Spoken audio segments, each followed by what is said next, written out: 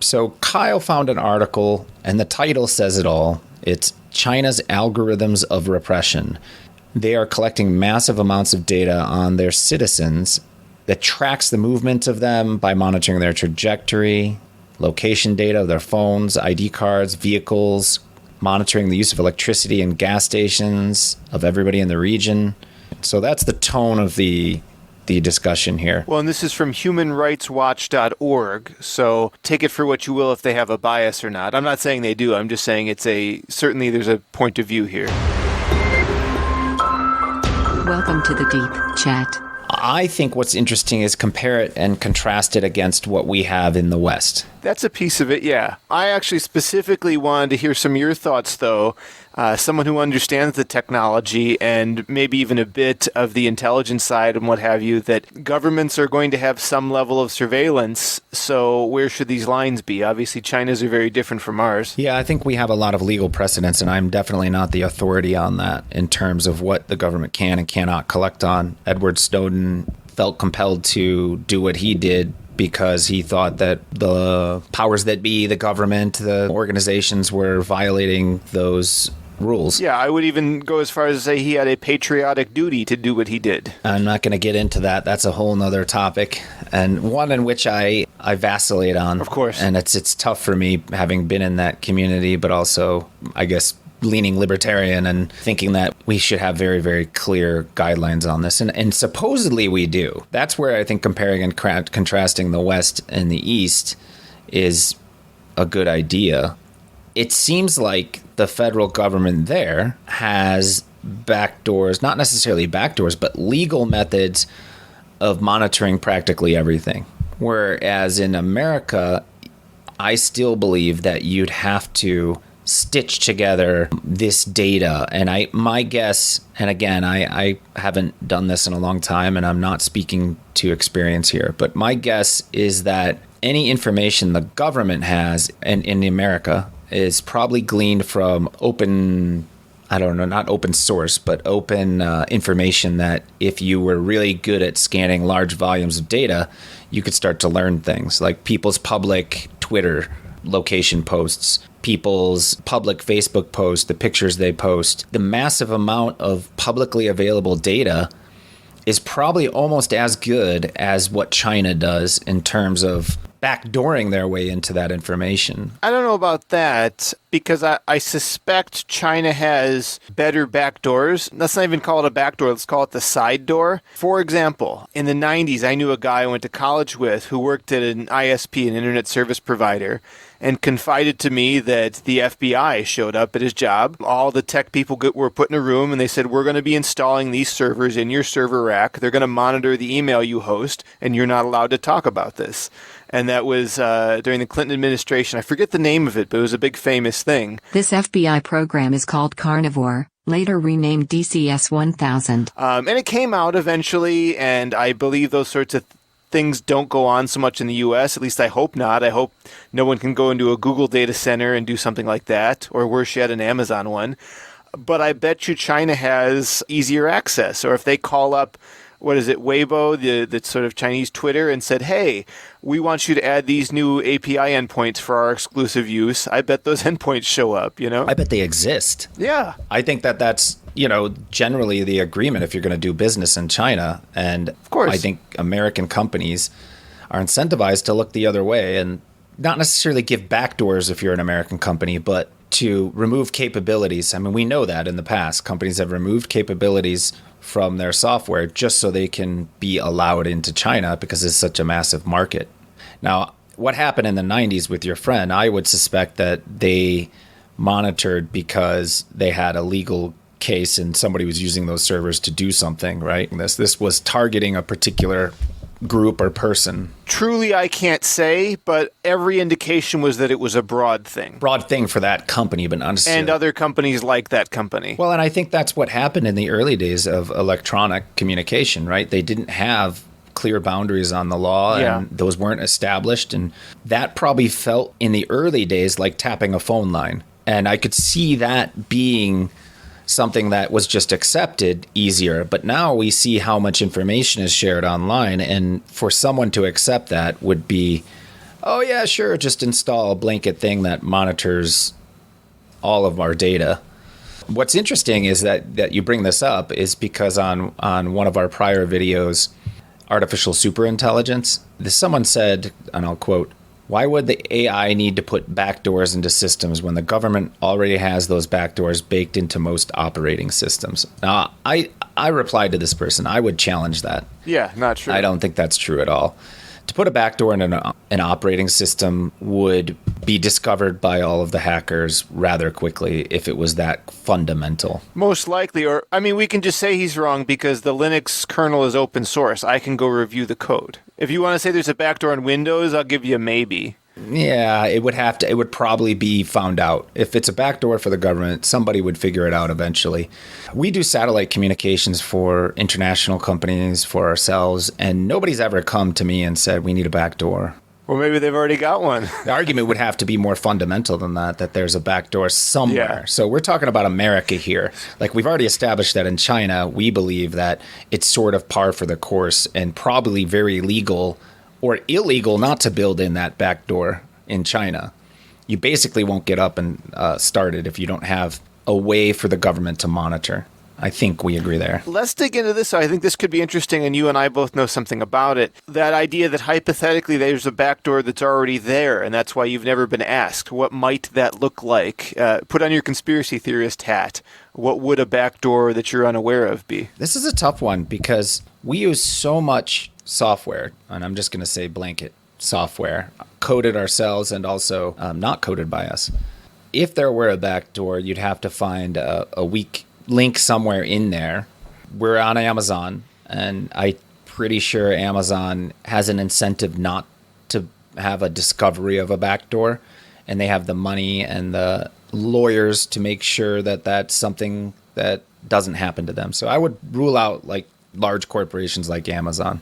It would destroy them if there was an inkling that they had, or it was somewhat provable that they had a backdoor. Not if the government required it and made it secret. Yeah, that's true, but you'd have to find, it wouldn't be public facing then. It would have to be court ordered and traceable where they can come.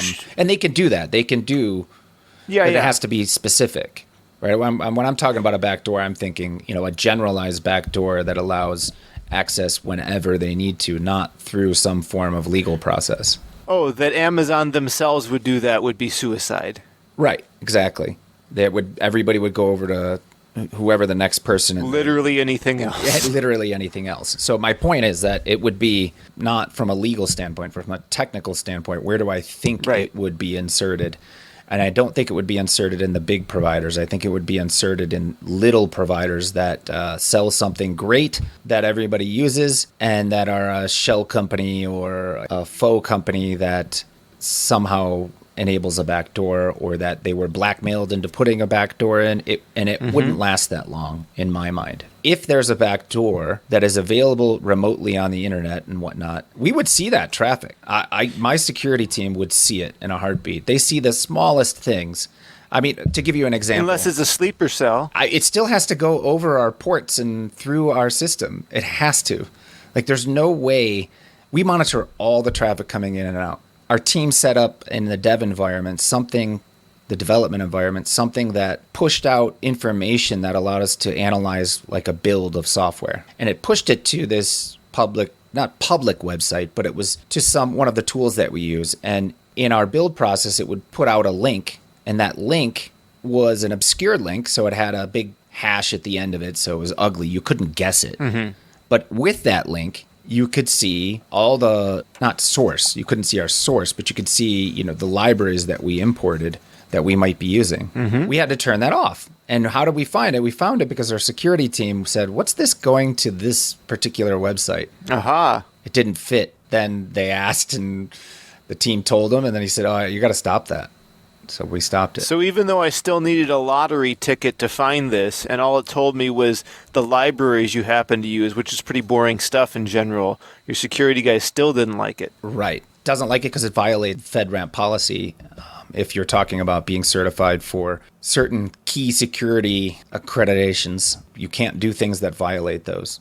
I think it would be found. Now, that's at a company like ours, but as we've talked about in the past, from a security perspective, not everybody has a security team and not everybody takes it as seriously. So I think any exploit like that, any backdoor exploit, would be in the smaller companies using fairly what seems innocuous software that they were either blackmailed into putting a backdoor in or they were a shell for, some kind of organization.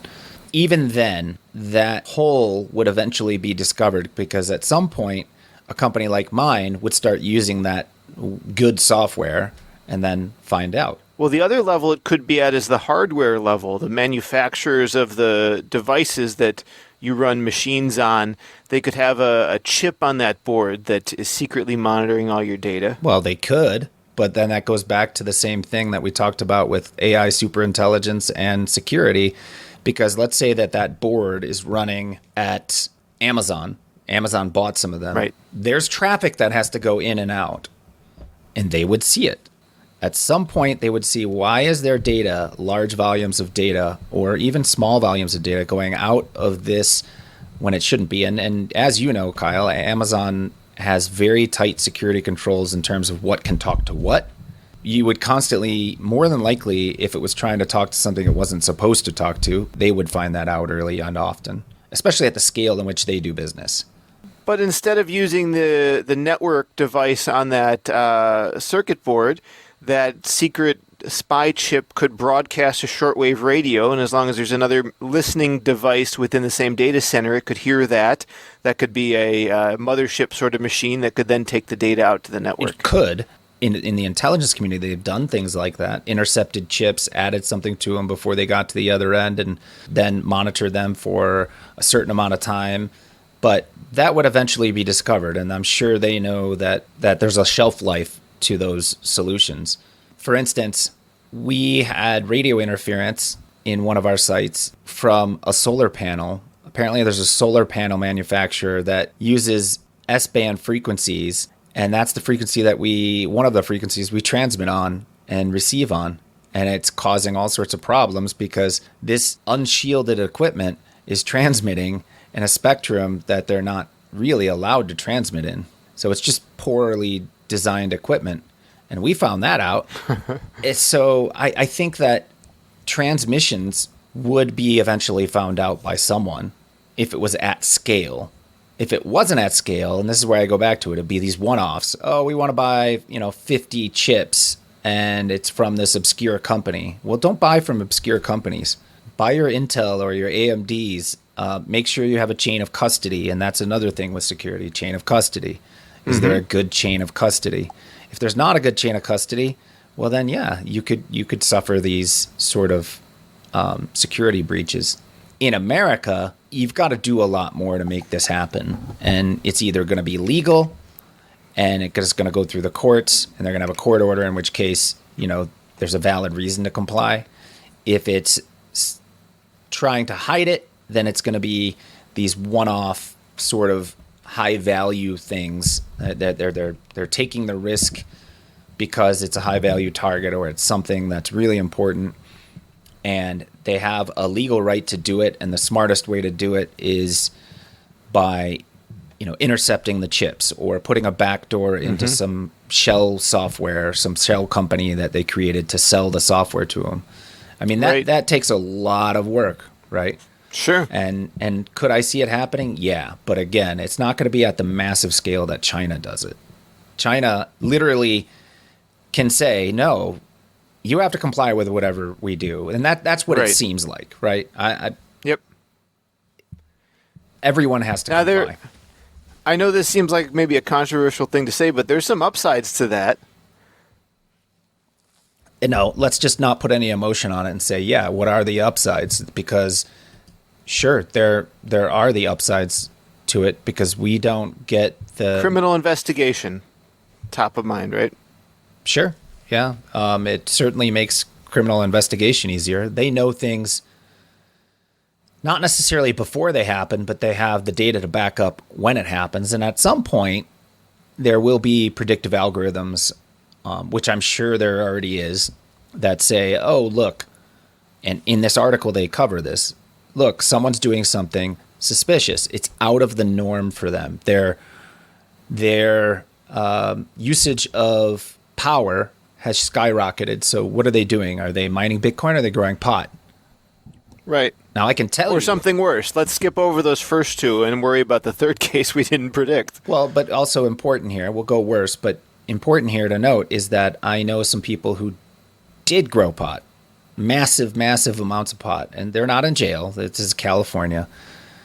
And guess how they got found out? They got greedy and started mining Bitcoin. No. The power bill, they actually didn't do, they weren't the ones doing the pot. They were leasing a building to people who were. Oh, I see. And they didn't necessarily know what the tenant was doing, but it became obvious. The investigators cited the power consumption bill as reason for them to be suspicious. It was $68,000 a month for like a 100,000 square foot facility or something. Uh-huh. So it was a massive power bill because they were using grow lights. Sure. Anyway, great people. They just, it was a whole investigation where their house got raided. Anyway, didn't go to jail. But my point is that in China, they're doing that stuff par for the course. Like it's happening all the time. I don't know how what started the investigation of the people I know? Was it that the utility said, this is a little weird and told the government or the investigators? Or was it that the investigators were monitoring their property? And why would they be monitoring their property? And that's a good question. It's an important distinction, right? Where does the tip-off come from? In China, the tip-off comes from people collecting all sorts of data, or the government collecting all sorts of data and monitoring it based on this article. No, I disagree. The tip-off is when somebody writes a SQL query against that data and looks for something. Well, sure. Yeah, exactly. But the data, it's the question of how did they get the data? Did they get it because they're just collecting it by normal day-to-day standards? That's what the government does. I presume so, yeah. That's what the article says. And the question in the United States is, how do they know? They don't collect it day-to-day, presumably. Why not? Well, I don't know. That's the thing. And we've established this, that we believe that in America they have to have a court order or there has to be a good reason. Well, here's a good reason. The federal government is concerned about the long-term energy needs, so they require power providers as part of the privilege of doing business in the country to disclose certain data so that the government can forecast, future power needs and maybe where they need to allocate resources for dams and stuff like that to be built. How am I going to make, federal choices without data? Well, you don't need specific building data for that. You would need, broader data in aggregate. Sure, but as you start asking questions about, the variance of each city, you want to say, what's the composition of this power? Like if there was a surge, is that because, they hosted the Olympics and it was a one-time thing, or is there more to it? You pay an analyst to drill down, you're going to find a lot of interesting stuff. Right. And the question then is, how do these companies, how good are they at complying? Like take the contrasting example of Apple fighting unlocking an iPhone. Do you remember that? Yes, that was a good So they case. fought that hard. So let's I'm glad. Yeah, I'm glad too. Let's take that as the extreme case where Apple has the wherewithal to actually stand up.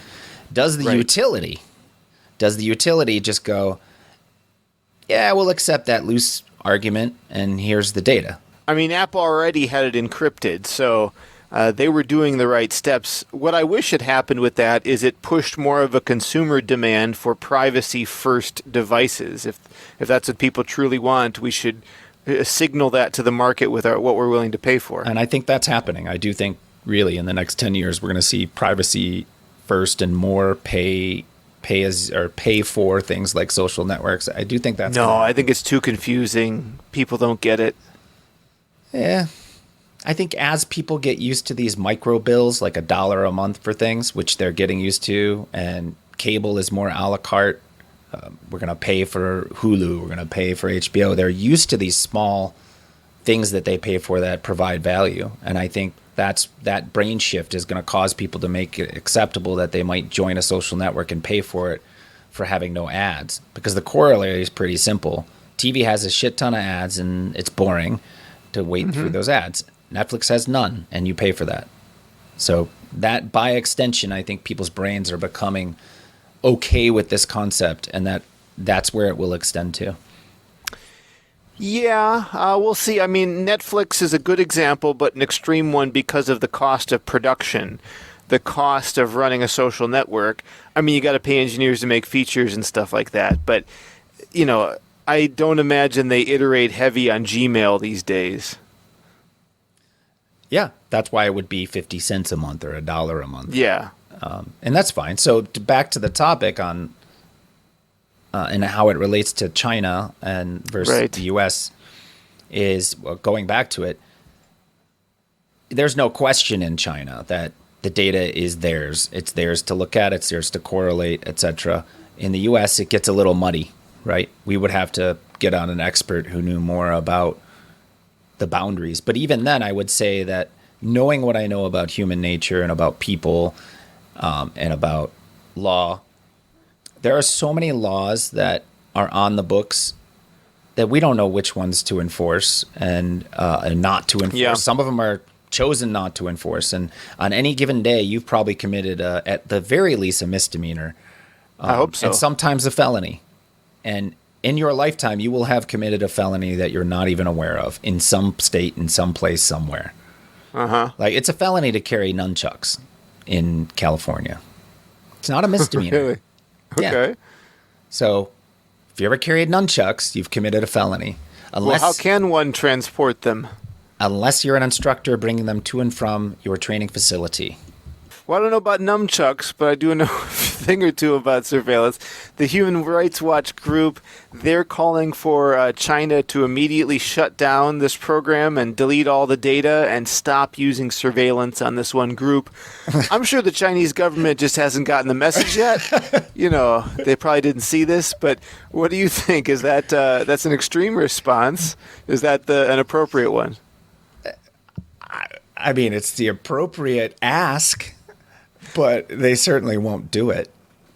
Well, then how is it an appropriate ask if it doesn't change anything? It's better to ask than not. But maybe they could ask for something specifically they might get. Such as, we want all this data to expire and hard delete after 72 hours. Yeah, but that's not the art of the deal, is it? Ask for something impossible and then dial it back to something something doable. But this is just a website, Human Rights Watch. They're not going to get anywhere. What they'll get from writing this article is a government of some form getting behind their cause, and the only way that's going to happen is if they make a political or economic case for getting behind their cause, and nobody wants to tackle that because nobody wants to get in the way of China or piss them off too much. Unless you're Trump, which he didn't mind doing that. And I will say this, that so far it appears that Democrats are trying to maintain sort of that hard line with China so far, because they're trying to, put pressure on them before they get so large that the economic interest is far outweighs the moral interest. So you can only push China so far when they're a giant a giant country with that economic might. And I think that's what everybody is concerned about: the IP protection, the human rights protections, etc.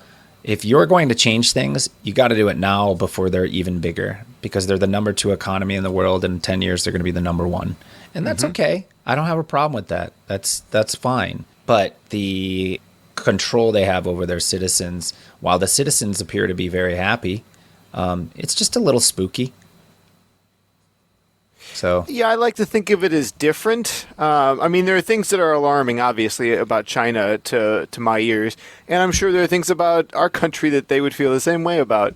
I want to be very careful about assuming I understand somebody else's position. Like, even though China is not necessarily a place I would want to live, the expression "a way of life" is something I hear people use sometimes that maybe applies. Yeah, I've also heard similar arguments from people who have sold companies to Chinese conglomerates, that is that big one, and said there's an argument for the way China behaves because they really do take care of their citizens, right? That they're mostly happy, or they're probably happier on average than perhaps a lot of the people in the United States. And you could levy a lot of criticism on the way the United States operates, sort of your go at it alone sort of attitude, whereas China really tries to bring their citizens together in a cohesive way where everybody's marching towards the same thing, towards the same goal, which is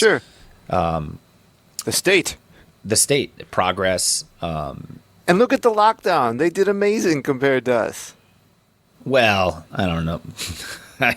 How much can we believe in all the numbers? So I'm not sure when people criticize the United States and say that the United States' numbers were so high, they performed worse than almost everywhere else. But who are we comparing just more accurate? To? Are we just more accurate? Yeah. And this is data. That's a valid question, but not a question I'm going to ask at this time, because I don't know if I want to put a question at the end of that headline. Right. Maybe that's another topic once, a year passes from now and we have more data. But yeah, they have a lot more ability to control what's going on in their country. And one could argue, like you said, let's just at face value, China performed better, right? At face value, I think so. It's a complicated thing to answer, but yeah, let's just go with it. Let's go with it and say that they did. The reason that they did is because they can bring to bear resources in a way nationally that we just can't, because we have the separation of states. We have, all these different considerations, states' rights, etc. And the federal government coordinating something amongst all those states has bureaucratic obstacles, right? Yeah. I mean, I don't know if it really looked like this, but in theory, under an authoritative government, maybe on the first day of the lockdown, you woke up to an email saying, your job is on hold, your boss has been notified, your food deliveries will come at this time, here are your instructions. And if everybody follows them, that's a very effective way to fight the virus. Yeah, absolutely. And they built a hospital in, 4 days? Amazing. I mean, mostly for triage and just people sitting in it. I'm sure it wasn't a super complete hospital, but it was enough to house these people and to take care of them while they recovered, which is amazing. And again, that's only possible where you have, well, let's make an analogy here. Apple and Tim Cook had a vision for owning all of the different components and pieces in the chain of building an iPhone. Right. And have very, very direct control over those so they could increase margins on all of their products and control those better. And they did a stellar job at it. That's what Apple's known for. Yeah. That's particularly what Tim Cook was known for, was seeing into the future and going, what parts do we need to own so we can make sure that we have the best margins possible and be as efficient as possible. This is China, right? They can make efficiencies because there's no one who can tell them no. If China comes in and says, you, rubber band factory, are going to start making face masks, it's done. Get it done. You're going to start making face masks. Now, we do have that rule in the United States. What is it called? The I'm going to sue you and we're going to work this out in court over months? No, there's an act that allows the government to say you have to start doing the War Powers Act. The war. Oh, you're right. There is something. Yeah. But it requires a legal challenge. I mean, you have to go through the legal process. There's not really much of that in China. So, and also the companies aren't really necessarily incentivized in China to fight it. Apple was incentivized to protect their iPhone and the access of it and not give a backdoor, because the moment they did that and capitulated, it would be horrible for them. The sales would, probably plummet. So in China, you have no choice, and your sales aren't going to plummet or whatnot if you work with the government, because you're obliged to. And the people have been sort of mentally, I'm not going to say programmed, but it's common and accepted in the culture, if I'm not mistaken, again, I'm not an expert, that this sort of cooperation is the norm. And that makes sense because every culture is different. And it's such a massive culture, and a lot of it was rural. And Sure. what do you do in rural settings? You cooperate. It's a village. Yeah. Cooperation is not at the heart of American culture. Yeah. Because of how the culture evolved over time. Immigrants coming here, I'll get mine. Make it on your own, yeah. Yeah, we're going to battle out west. We're going to take a fucking wagon filled with stuff and discover new land. Yeah, there's It's no like- net. You got to make it for yourself. Exactly, right. Whereas we never really had a village culture. Yeah. And that's similar in Fiji, and this is what made me realize this, is about the discussion how culture can cause this to people to accept these ideas, like the government coming in. In Fiji, it's the same. The Fijian people grew up in these cultures. I've been there twice, spent a lot of time with the people. They spend a lot of time in the village working with each other, and everybody does their role, and there's not even police in their villages. The police are still only in the main towns. They deal with it on their own in the village. If you steal from another villager, you'll probably get expelled from the village, and most of those people will, and that's your safety net. Like, these are the people that you hunt with, Yeah.